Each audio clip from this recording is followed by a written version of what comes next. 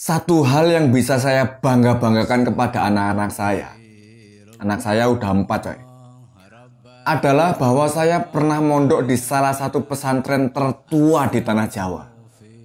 Didirikan pada akhir abad 17 oleh salah seorang keturunan dari pendiri kerajaan Pajang, yaitu Joko Tingkir. Nama pesantren itu adalah Komarudin. Di video ini bro, saya akan coba ceritakan secara singkat sejarah Pondok Komarudin menurut yang pernah saya dengar, menurut yang pernah saya baca gitu. Kita intro dulu.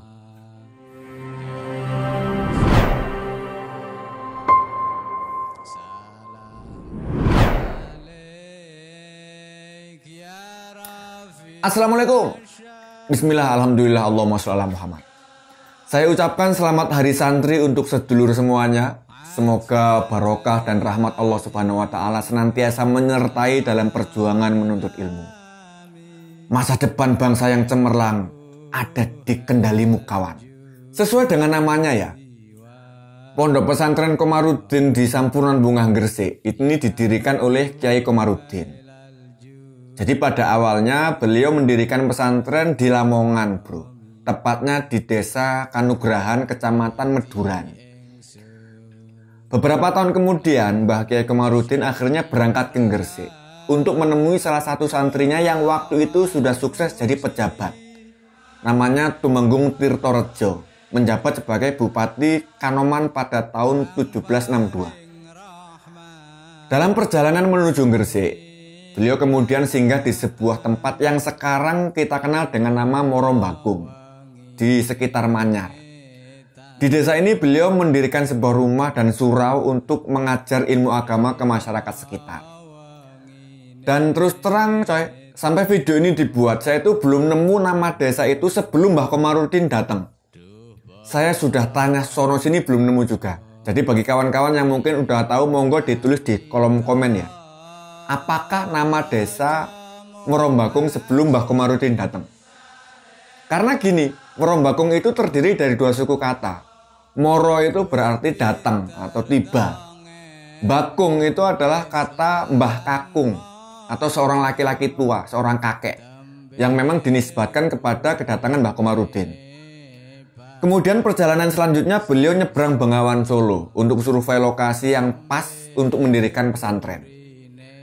Kiai Komarudin kemudian nyari lokasi yang sebisa mungkin mengandung 5 kriteria yang beliau idealkan. Yang pertama, dekat dengan pusat pemerintahan. Ini untuk memudahkan relasi atau hubungan dengan kekuasaan. Yang kedua, dekat dengan jalan raya. Ini untuk memudahkan transportasi.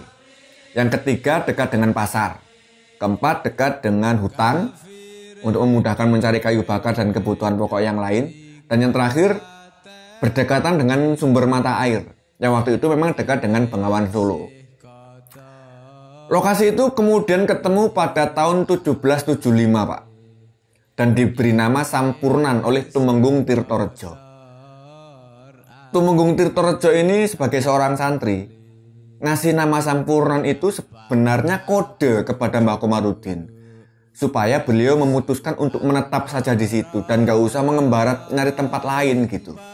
Karena tempat itu udah pas banget, sudah sesuai dengan 5 kriteria yang diharapkan.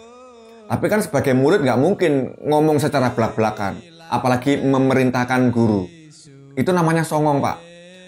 Jadi pemberian nama ini merupakan isyarat dan harapan agar Mbah Kiai Komarudin dan anak cucunya menetap di Sampurnan.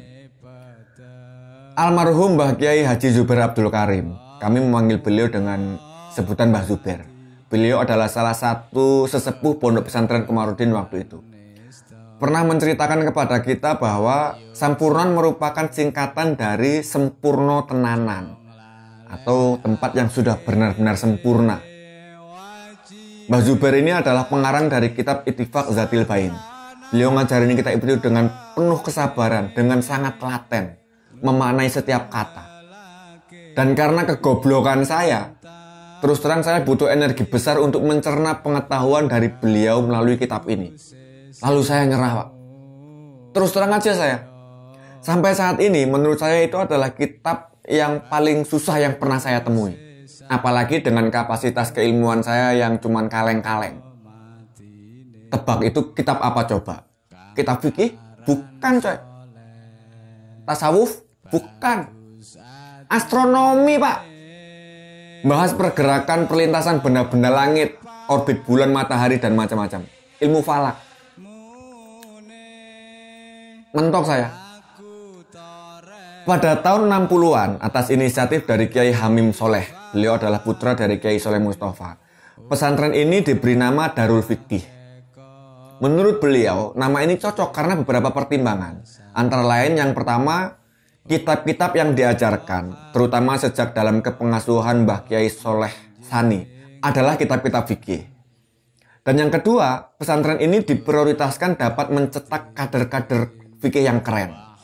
Dan yang ketiga, pesantren ini diharapkan bisa menjadi rujukan dalam penetapan hukum bagi masyarakat sekitar. Tapi sejak tahun 70-an, pesantren ini diubah namanya menjadi Pondok Pesantren Komarudin.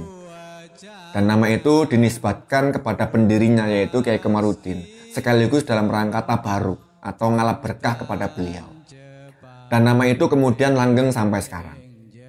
Alhamdulillah saya pernah mondok di sana dan saya sangat bangga menjadi alumni Pondok Pesantren Komarudin.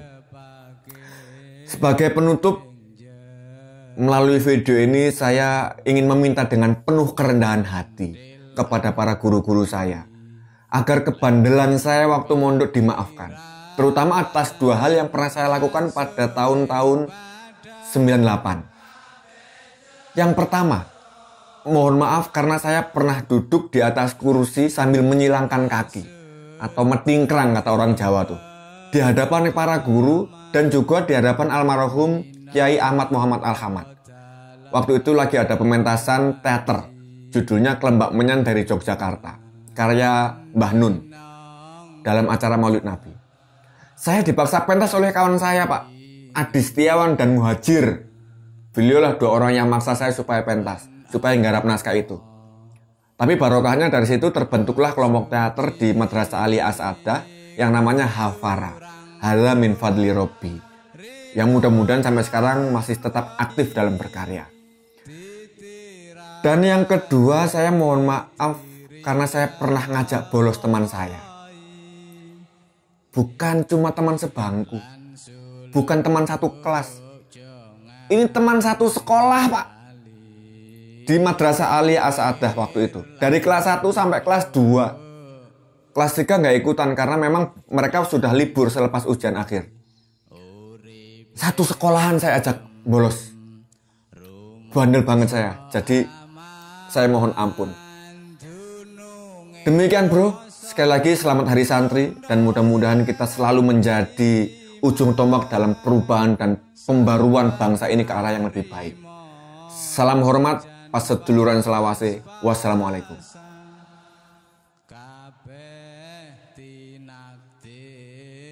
Saking pangeran kabeh